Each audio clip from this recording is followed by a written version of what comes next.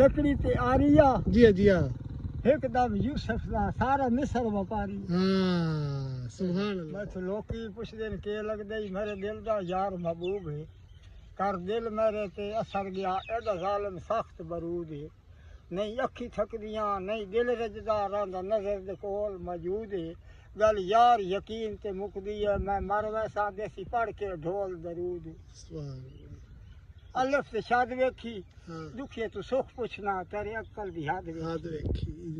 होरी एक दो हटिए ते पान आया सिफत मोहम्मद दी सारा बन के कुरान आया सुभान अल्लाह जोड़ी रसे दी जी हब्बा लोट लेंदी है केड़ी हालत कसे दी लाजपाल समझ के तेरे संग कीता